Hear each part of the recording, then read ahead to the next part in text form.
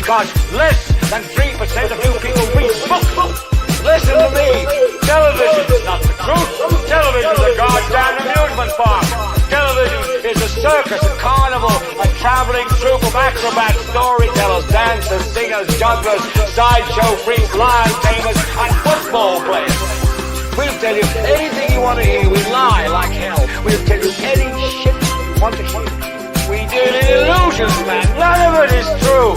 You're beginning to believe the illusions. This is mass madness, you maniac. In God's name, you people are the real thing. We are the illusion.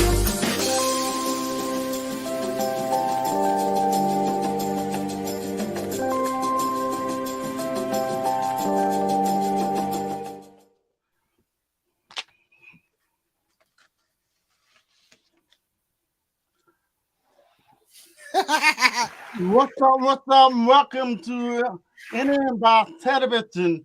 We are in episode 75. We will be talking about reducing prison sentences in exchange for organ donation. My name is Weepy. And I'm drummer, y'all, DJ Drumtastic. Thanks for joining in.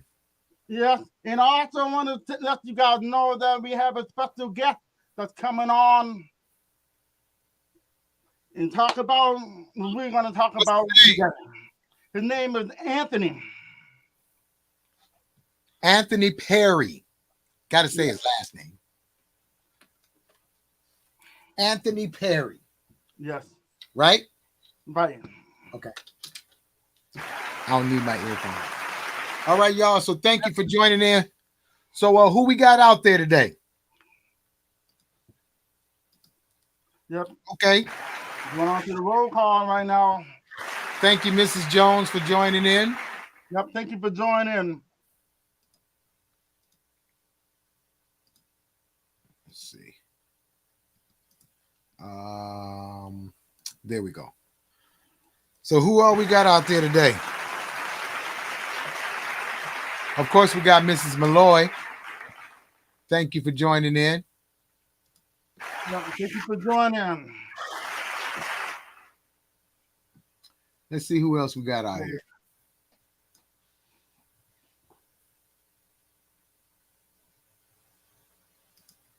Okay.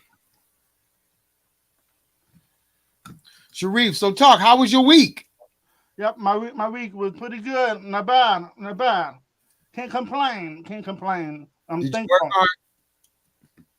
How about yours, drummer? It was smooth, boring a little bit. Okay. You know, I don't have to go to work. Okay. So sometimes I get bored. Sometimes. Yeah, there's a lot of hobbies out there. Huh? There's a lot of hobbies out there. I got a lot of them, but it still gets boring. Okay. Yeah. But I'm not complaining. I love it. Okay. Yeah. So, yep, I want to say that Oh, she don't like it over here. What's wrong over here, Mrs. Malloy? You don't like it over here on the Facebook side? Talk to me. Yep, I want to say that Troy's not gonna be here this time, so he'll be here hopefully next week. No.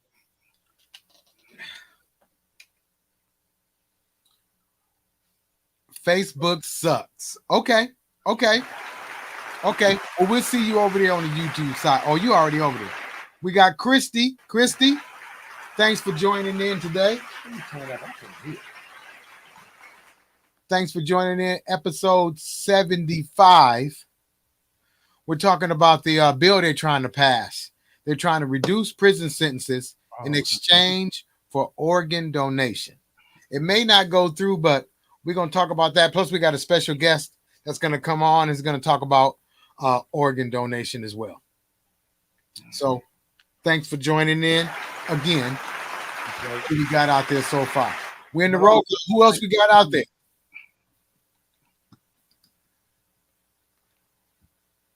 Okay, Sean. I didn't see you, Sean. Sorry. Sean. Thanks for joining in, Sean. You on Facebook, YouTube? Which one are you on?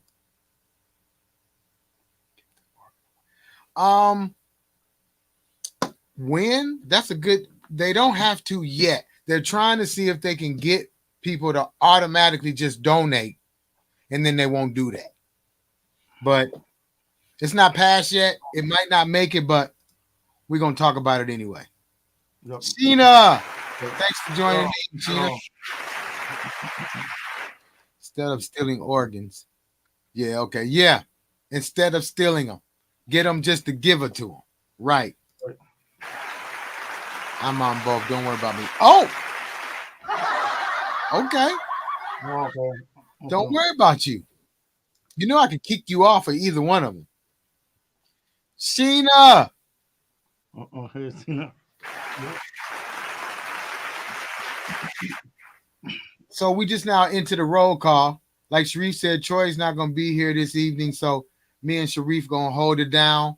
So as of now, I'm going to put up our Instagram link. We don't show the show over there, but we do have stuff that we post over here. We got to get better with our Instagram link. So there goes our Instagram link. I'm also going to post, let's see. For people who don't have the YouTube link, I'm going to post the YouTube link as well. Can everybody hear me out there? Since last week, can hear you. Since last week, I couldn't be heard. And what else we got out here I need to post? Okay, also, if anybody wants to come on to speak on this topic, or if you want to speak on basically anything, I'm going to put up the link. Right. And come on. Okay, good. You can hear me. There's the green room link. Yep. Okay, y'all, Troy's not here, so I'm doing 10 things at one time. Yep, we can come up to 5 people or 3 people to come on. You know, if you guys want to talk about your story, about anyone that you know, or anything about organ donation. Now, also, you guys, if you want to purchase any of the merchandise, T-shirts, Sharif, where's your vest at? You took your vest off. Yep, because I'm showing this because of the height of the month. Yep, red. Here's the link, you guys, if you want to get any of the merchandise, hats, beanie caps. We got some of these things as well, even though this is not one. Socks, whatever. Just go on in there and click shop. www.troyever.net. Click shop. And you can look around and see what you can get out of it. Okay, let's see what else I got to post. Okay, so who else we got out there? We do see how many people is out there.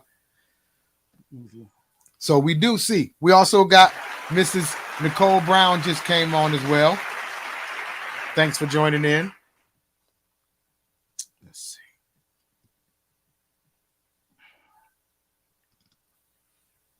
Sharif.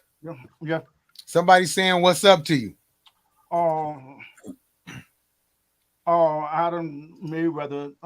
Yes, tell him I said what's up. Hey, you tell him. Oh yeah, how you doing? Thanks for joining in. Also, we got I remember Adam. Who else did I see? Oh, good evening, Miss Carol King. Carol, thank you for joining in. Thank you for joining in. Today's show is about reduced prison sentences in exchange for organ donation. It is a law that they're trying to pass. What state was that? Yeah, it'll come to me in a minute. It slipped my mind. But let me see. It's right here. The bone marrow and organ donation program shall allow eligible incarcerated individuals to gain not less than 60 and not more than 365-day reduction in the length of their committed sentence in the Department of Correction Facilities or House of Correction Facilities. If they are serving a Department of Correction sentence in a House of Corrections facility on the condition that the incarcerated individual has donated bone marrow or organs.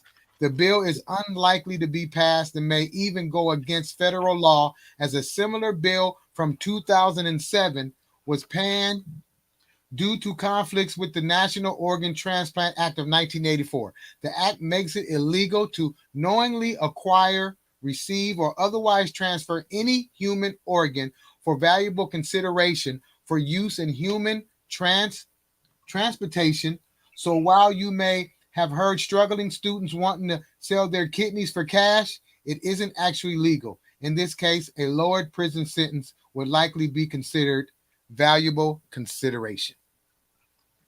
So that's it. I forgot what state it was in. Is it Maryland or something like that? I don't remember. Massachusetts. Thank you. Thank you, Mrs. Brown. I appreciate it. It's right on the tip of my tongue. I just couldn't remember. Massachusetts. Boston, actually, is what I seen. But anyway. What happened in Massachusetts? That's where the law, they're trying to pass the law. Okay, you guys, I got a little video I'm going to play before our guests come in. So check this out. This is pertaining to what we're talking about. A new about. bill proposed in the State House would allow Massachusetts prisoners to donate their organs for reduced sentences. Now, the bill would give people in prisons about a month or even a year off of their initial sentence in exchange for donating an organ or bone marrow. Now, the act was proposed by Representatives Carlos Gonzalez and Judith Garcia. They say it would restore bodily autonomy for those who are incarcerated, as well as expand the pool of donors to help extend the chances of life. Critics are calling the bill perverse and exploitive. Some even say it might be a violation of federal law. I'm here. Fire is up. They're doing wellness checks when people are trapped inside their homes. How's the pay? A lot better. That's you and the Queen. That's beautiful. Hold on, everybody. Tonight, Boston police are asking for help to solve a nearly 50-year-old murder. See, this goes in August of 1975. Now. Ugh. Okay, so y'all, that was Massachusetts, which they probably won't be able to pass that bill, but ain't that something else? It's going to be a bunch of people trying to donate just so they can get some lighter sentences. So, you know,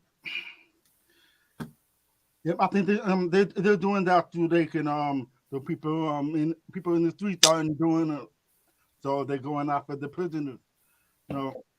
But then, you know, I don't think that it's a good idea because everybody should have their own choice. But you know, they give them 50 days to 1 year. That's not enough time off for the donation. 60 days to 1 year. That's not enough. That's not enough time.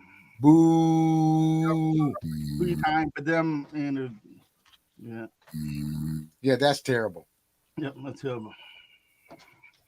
Okay, yeah, like you said, time is value. Sean, what's going on? Mr. Sean Williams, thanks for joining in, an old-time friend of mine. Appreciate it. And like Miss Shay said, okay, so that's not even enough time off to be considered. None at all. That's like a smack in the face. Give me a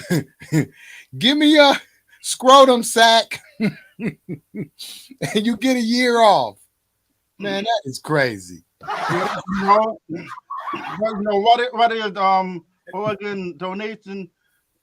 Organ donation is for someone dying or die and pass it in order to live. But that's sad. Yeah, it's sad. Oh, what up? Okay, y'all. So we do got our guest that we're gonna bring on right now, so he can talk about his situation with donating organs. So give me one moment. There we go. Anthony Perry. Thanks for joining in there. Anthony. How you doing? I'm you all right. doing? How y'all doing today? We're doing pretty good. Can you hear us? Yeah, I can hear y'all. You know, Okay, now if you turn your phone, you can get a longer view too. If you turn Oh, it okay. sideways, is it? Nah, it ain't showing right for us. It's showing upside down, so maybe yours ain't working like that. Oh, okay. Is it like this? No, No, oh, it's still showing sideways. So that's just be fine. direct. That's fine like that. Yeah. I just leave it like this. Okay. Yeah. You Okay. know, Thanks for tuning in. Go ahead, Sharif.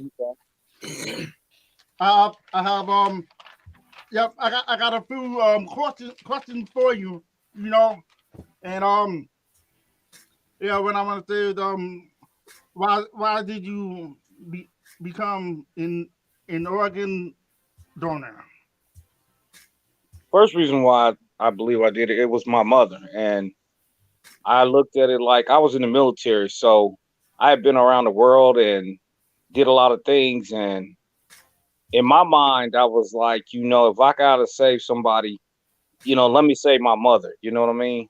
Um, if God had to take somebody out of this world, I'd rather him take me than my own mother because, I've done a lot and seen a lot and, she contributed a lot to, what I had done. So I felt like, that was something that, hey, I can give you back. We can't give, when a woman has a child, a child can never give, that woman back the life that, she spent or, doing it. But if you can, at least try, help them and save them, why wouldn't you? Right. Right. Okay, okay, okay. Yep. And I have like four more questions too for you, you know, and with the second one will be do you know who the person you donated your organ to? Yeah, I donated to my mom. Mom. Okay.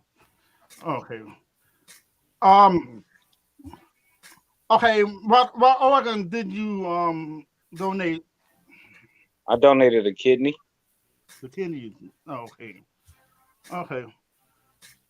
Have you had any trouble in your body after you donated your organ? I mean, yes, you always gonna have trouble because see the body has to adapt to something that is missing. Um, I give you a good example that I'm visually impaired, so I'm legally blind. So you know, with one sight being gone on my left side, my right side has to adapt to all the surrounding things going on. My hearing gets has to adapt. My touch, my feel, taste, everything adapts. So even with the one kidney, my now one kidney is doing the job of two. Theoretically, you can live with just one kidney. My grandmother was born with just one, so Okay. she lived to be 77 years old. So you can live with just one kidney. The problems you will have is like your creatinines will be higher than they would be if you had two. You could also have like that you also have the risk of what I'm saying maybe having kidney failure in the future. You know, it's commonly known amongst Black people to have kidney failure. Um, I hate to say it like that, but that's because the way we grow up and our diet and our health is not the same as I won't say typical Americans, but I'm gonna say as the same as the privileged Americans. Right. Right. Yep. We got some guests that want to ask some questions. You know, they typed it so we can read the audience uh Go ahead. questions. So far, let me see. Now, somebody was being funny. They said, dude, they were talking about something else. So far, no questions. I do have a question. So, Go ahead. is there any type of medicine or anything that you had to take since then, since donating? Is there any meds you have to take daily? No, sir. Pretty much. When you first start, after you have the kidney, donate or whatever, you have to take like a steroid. Pretty much, you'll only take it for about a week or two. And they do close exams on you to make sure you ain't having no reactions to it and things like that. But after about a month or two, you pretty much start getting back to normal. The hardest part about donating is the healing process. Okay. You said it's the what? Healing process. Oh, It takes longer to heal.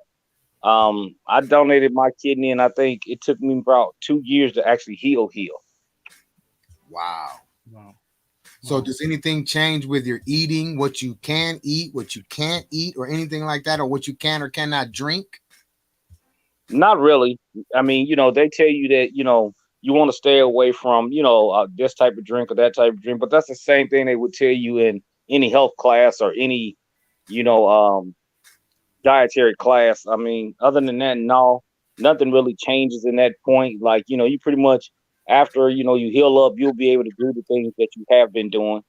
Some things will be a little more difficult, like I said, because it's in the stomach area. It'll be Right. hard for you to lose weight down there like that because that scar is always going to be there, and it's not like you're going to be able to, you know, get rid of that scar or get where the fatty tissues are built up around it. It's hard to lose the weight around that area. Can be done, but it takes time though. Okay. So how long has it been since you did donate? Ooh, about let's see, I donated in 1997, so this is 2023. It's been a while, Yes. about 25, 26 years. Yeah, about 20 years. Wow. Tina Brown said, tell your story, cousin. You want me to tell my story? No, she's saying, go ahead and tell your story. Oh, okay. People watching and they're typing. Yeah. So it's been 20 something years. Wow. Yeah. So were you reluctant? Well, I guess you weren't reluctant. You said it was for your mom, so you just jumped on it right away. Like, okay. No, it didn't work like that neither. When my mom first was diagnosed with kidney failure, which a lot of Black people don't know this, but ibuprofen is not really good for you. But like when you got migraine headaches, back then, that's what they gave a lot of Black people, for migraine headaches was ibuprofen. Well, ibuprofen kills your kidneys off quick. That and like aspirin and stuff like that. But now we have better science and better technology. They don't give you that type of stuff anymore. But back then they did. That goes to show you 25 years what the technology has been like.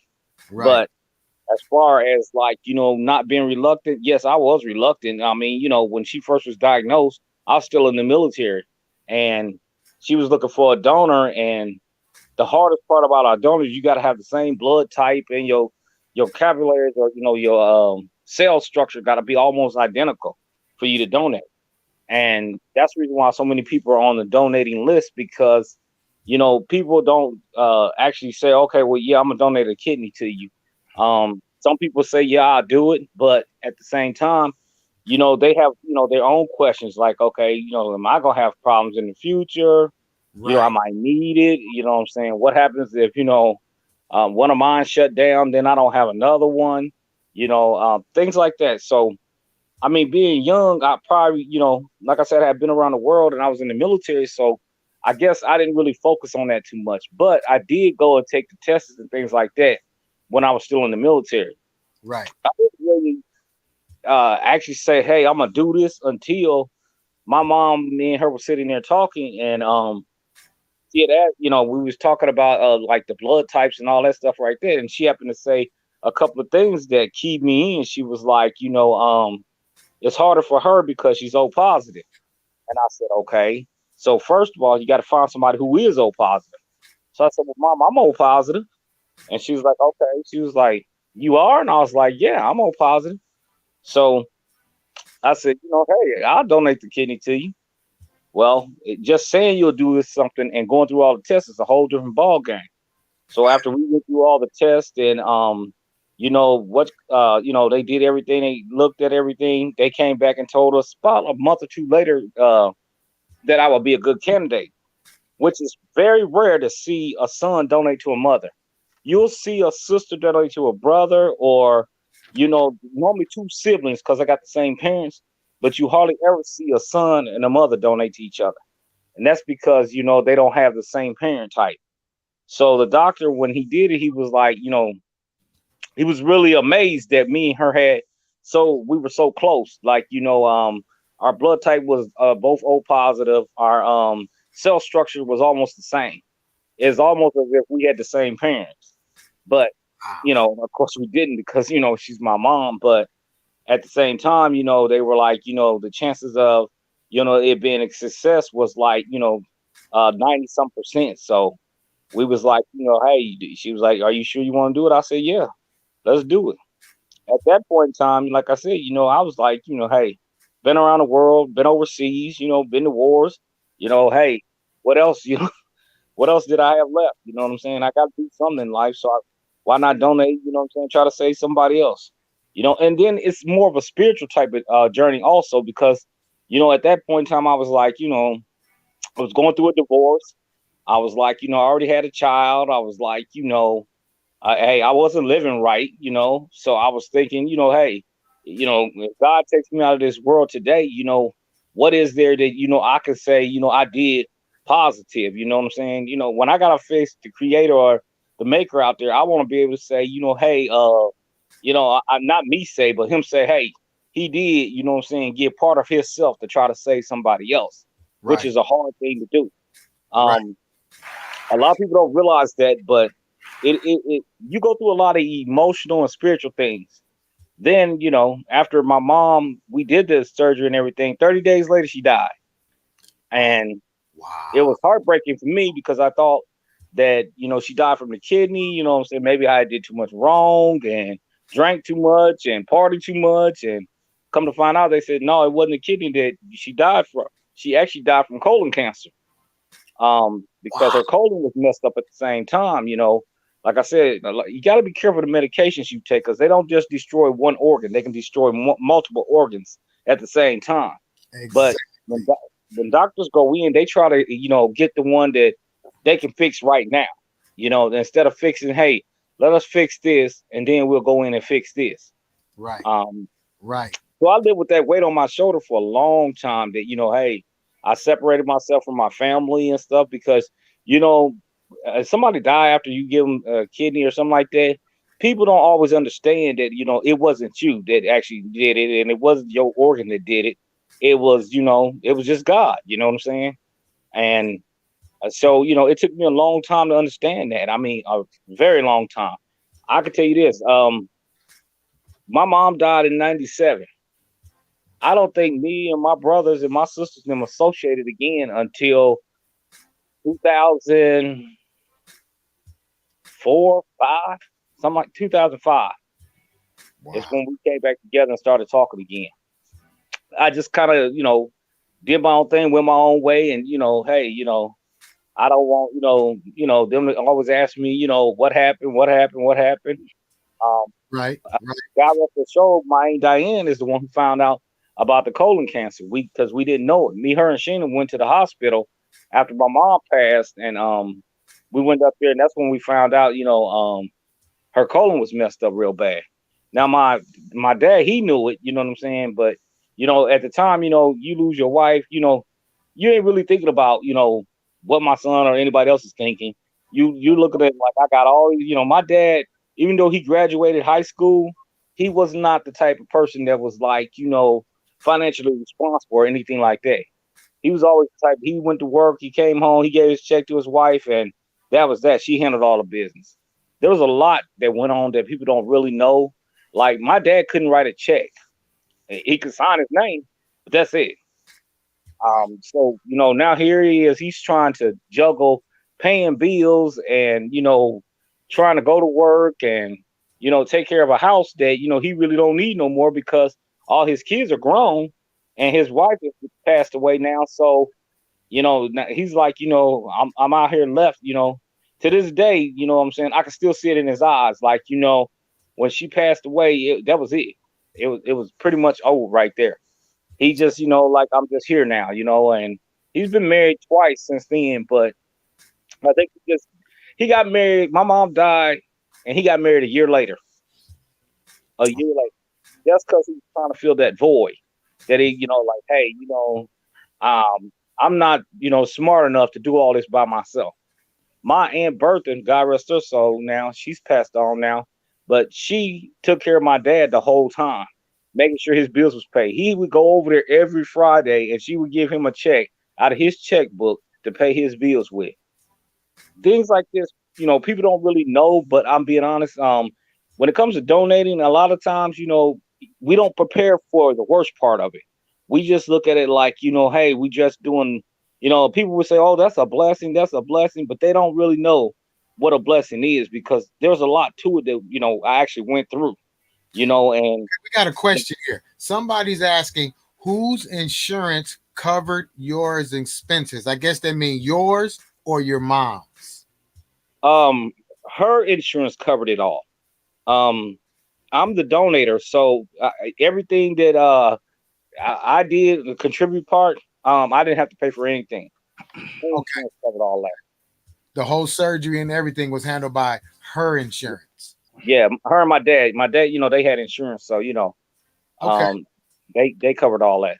That's good to know. Yeah. That's a good question, because I wouldn't have thought about that. Like, which side pays for that? Wow. Normally the donators, not the donator, the side that's being donated to pays for that.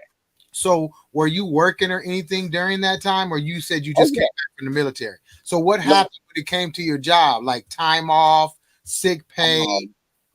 Well, I hadn't been there a year yet, so they gave me the time off because I was donating the kidney, and I work for a hospital, so they did let me off for that time period. I won't lie to you, I was hard headed. I was supposed to be off like 6 to 8 weeks before they wanted me to go back to work. But hey, I got kids, I can't live like that, so I went back like 2 weeks later. And then I had to take another 2 weeks off, because when I went back to work 2 weeks later, my side reopened and started bleeding again. So, it wasn't an easy road. Trust me, it was more of a trial and error. But at the same time, I thank God that I made it through all of that. And at the same time, I'm dealing with I gotta go bury my mom too. So, okay, so Edward, I guess that's your cousin. Edward Laurie said, hey family, the Laurie family love y'all. Thanks for joining in, Edward. What's up? Also, Sheena says, how old was your mother when she passed? How old? Yes. She was 37. 37. 37. Wow. 32. See, I know a lot of people want to know how that is, but back then, what I'm saying, girls, they had kids young. So, that goes to show you the difference in time. Now most girls be like 18, 19, 20. No, they back don't. Then, they still have kids. They still have they still do it, but it's not as common as it was back then. Okay. Yeah, because see, like my mom, I want to say Sheena's mom was only 15 years older than her. And that was pretty much the going age. My mom was only 13 years older than me. I think like 16 or 17. So most people, it's an average of 13 to 17. Yeah, that's true. That's about average, right? Yep, that's about average. That sure is. But so since then, all these years you've been fine, body fine, like you got 2 kidneys then. Pretty much, yeah. I ain't gonna say I've been fine. I had other things go wrong with me, but not pertaining to my kidneys or anything. After I put myself through so much drama, after a year of, let's say, my mom died in 97. In 98, you know what I'm saying? I started losing my sight, and instead of me jumping on it like I should have, I didn't. Because I was like, whatever, you know what I'm saying? Maybe this is what God wanted me to do, this and that. And, it got to the point where I am now where, I walk with a blind cane, and, I still move around. I still work and do all the other things I do because, now, after this long journey, I've learned things that, hey, it ain't over for me. That, I didn't let that stop me or anything like that. I also went back to college, got my degrees. I got kids, so I wanted to make sure that they knew that just because you go through something traumatic in life does not mean that you give up and you just stop. You Right. know, so I just, kind of keep it positive. Even with my children, I tell them, I learned something in college. If your parents graduated high school, you can only do one better than them. I set out to prove that wrong, and I did that because my parents just graduated high school. I got my bachelor's degree. All right. So, but like you said, it is a lot that comes with that whole situation. So, like you said, people don't look at the after effect. What happened? Your mom passed, the siblings and everybody. So, like you said, it was a long, 26-year journey? Oh, yeah. Yeah, it's been a long journey. But like I said, now it's not so much as like that, but back then, the first 5 or 6 years, oh man, it was just like, man, people would look at me and be like, oh, that's that's Elaine's son. And I just kind of look and just keep going, like, okay. Didn't want to get into it too tough or nothing like that. People that on the other end that, who were going through like kidney failure and stuff like that were like, man, thank you for donating. They had more respect for it than people who did not know. They were just more of the, man, if we could only get more people to donate, you know what I'm saying? I give you a good example. I worked at the hospital, and about a month or two, maybe 3 months after I, started healing, I went back to work, and I went to the dialysis center, and I had to deliver linen there. And one of the guys I knew from high school was in there. And he was like, man, I heard about you donating to your mom. I just looked. I said, oh, yeah. He said, man, thank you for that. He said, just more people would donate. He said, they don't realize how many lives they can save. He's like, I got to do this 3 times a week. I got to come up here. And he said, man, the donor list is so long. When he said, you look out here and see all these people walking around. And he said, all you can think to yourself is, won't nobody give me a kidney? Nobody? Nobody will help me out. All these people out here that you see every day in the stores and stuff, nobody would help me.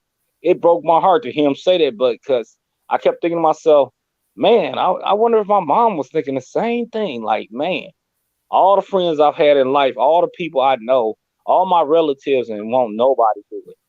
And that's because people get scared when they say, talk about donate something, people get scared of that. But the truth of the matter is, if more of us got out here and donated or became donors, think of how many lives we could save. Think about how many children are on dialysis and their own parents won't even give them a kidney. Think about how many people are out here, who need like bone marrow transplants and stuff like that. And people, they run around every day and won't do it. Donating to me is like one of the biggest things out here. I work at a hospital now, so even now, that people be like, man, I got to do this every day. Every day. Yeah, I have a friend of mine who I've been knowing for a long time, since we were like 10, 11 years old. And that's what he's going through. He go do his dialysis. He's on the list. He's just like, man, I'm just waiting and just trying to eat right, do his dialysis and do everything he needs to do right. But he was like, I don't remember how long he said he's been waiting, but it's been a long time. Mm-hmm. So did your mom ever get on the list, or? Oh, yeah, she was on the list. She was on the list? So yeah, how does that work where somebody may have your blood type and be farther on the list, but your kidney went to your mother instead of them? The reason why is because, see, I am what you call, I'm glad you asked that question. There's a difference between being on the list and somebody saying, I'm going to donate you a kidney. Okay. So, for instance, like, my mom was on the list. So she's waiting on the next donor. That's like waiting on somebody who, put on their license, hey, they going to donate, when they die or something like that. Mm-hmm. Or, when somebody is, bad off, that, I want to give up my organs to somebody else. That's what the list is. You're not really waiting on somebody to just walking down the street to say, hey, today I'm going to donate a kidney. So, excuse me there.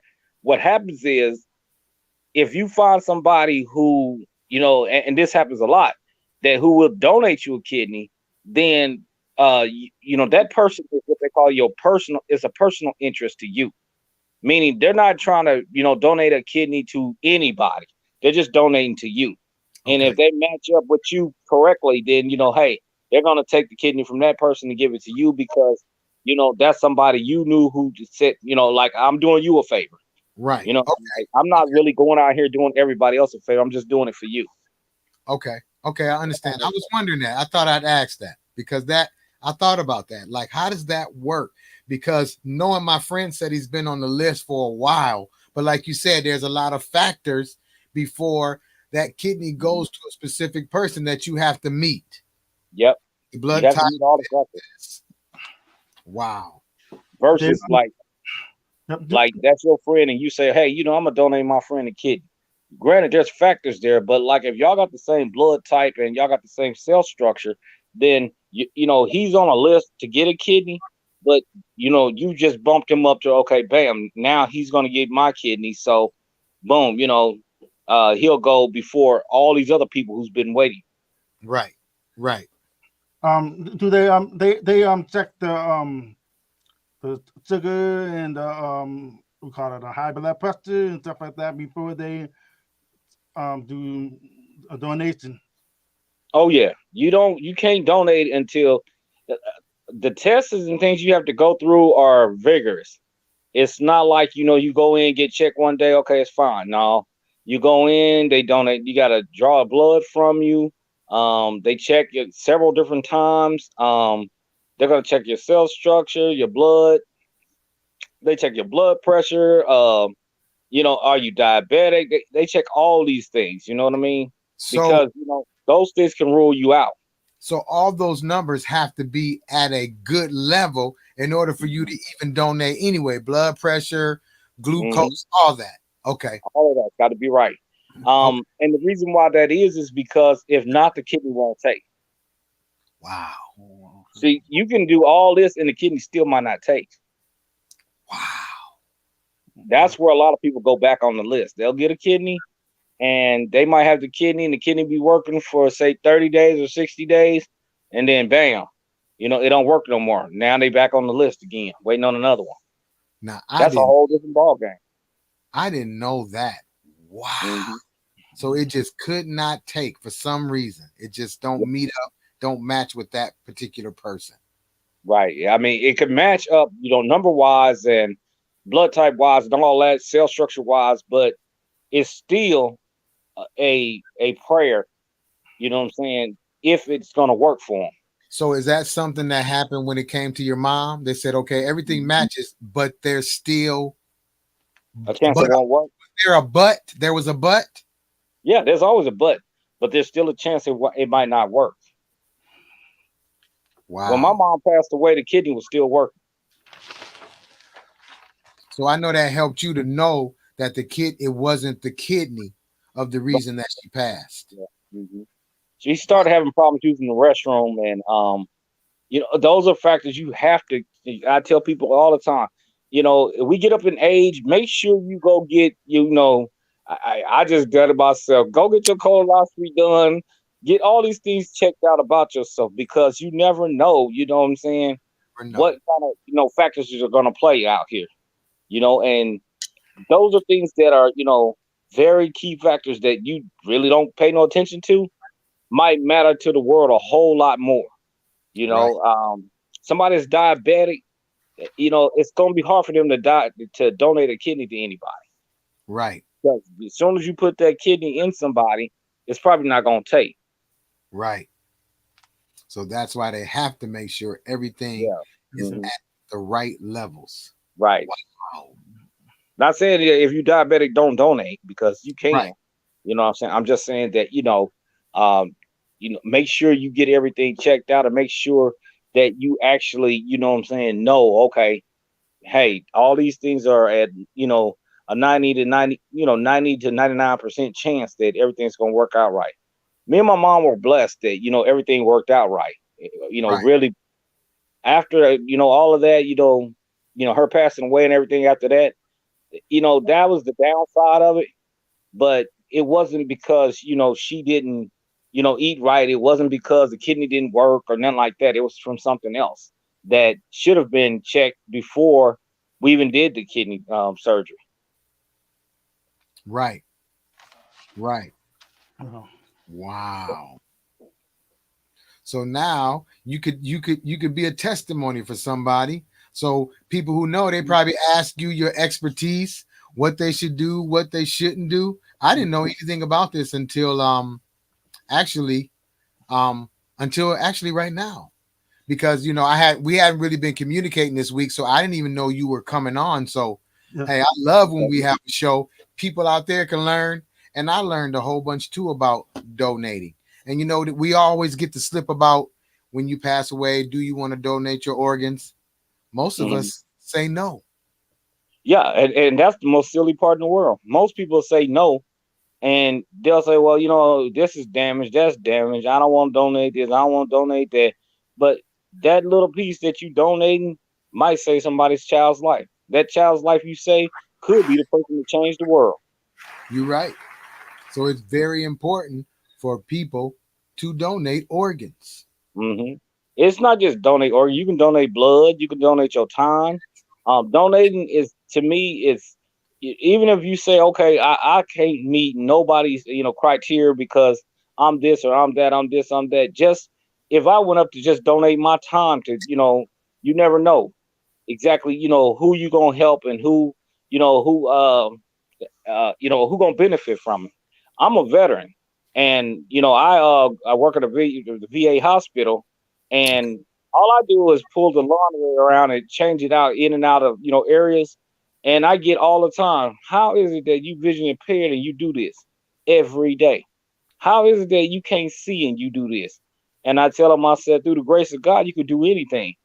And then I tell them also that I'm here to, so other veterans, when they see me, they like, man, ain't no reason why I'm gonna sit here and say I can't do this and I can't do that if he can get up and do this every day. Hey, I was always raised, there's no such thing as I can't. You can do whatever you want to do if you want to do it. So the only I know is I can't fail. I can't fail. That's right. I can't fail. You're right. As long as your eyes open every day, you can definitely achieve something. Man, this is a great story, man. I'm glad you came on because, like I said, a lot of us didn't know a lot about this, just the whole process of before, during, and after.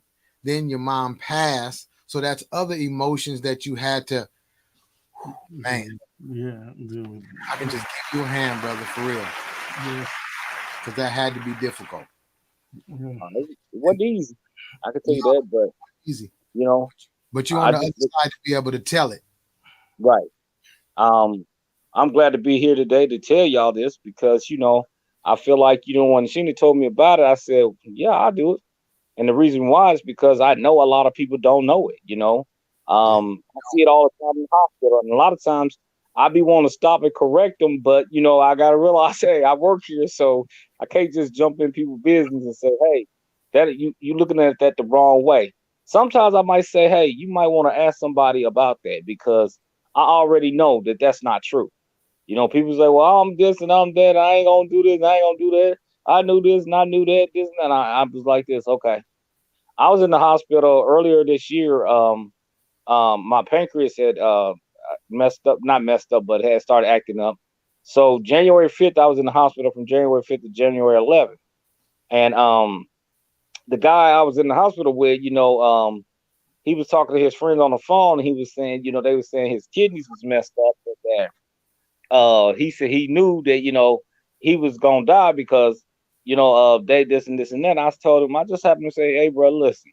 I said, don't say what you think, because you don't really know that.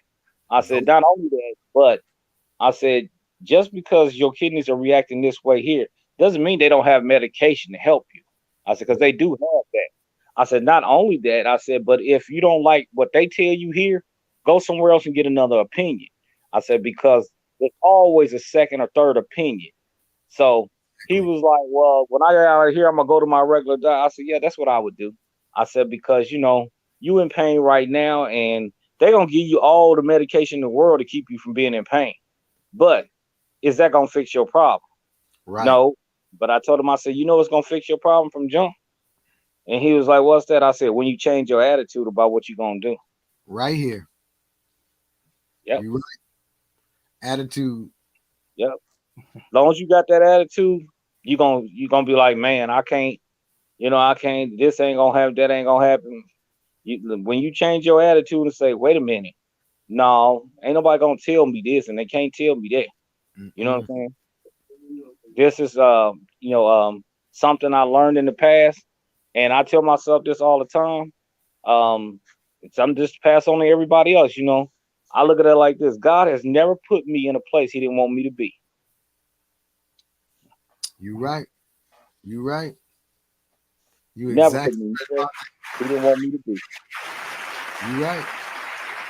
And you came out the way you came out because that's you were supposed to. Yep. Yep.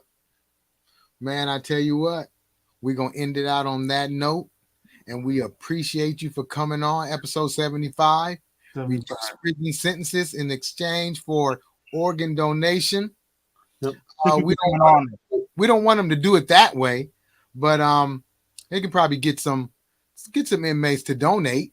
But we need more stuff like this so people would know the odds and ends of the whole thing. Because, like you said, we in the blind. So take us on. Not only that, Anthony.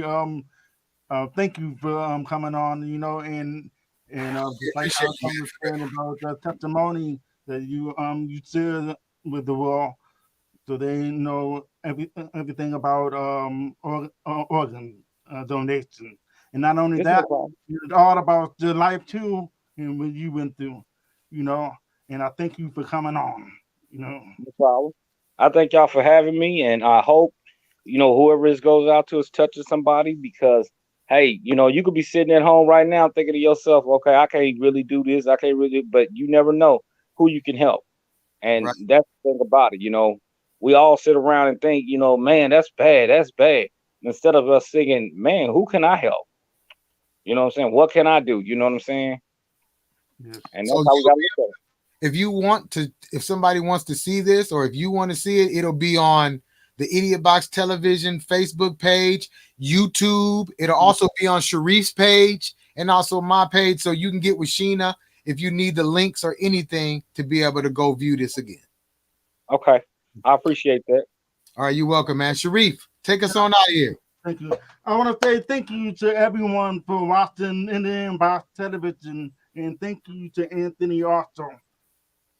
Thank you, man. We appreciate you for coming. And everybody, we'll see you all next week.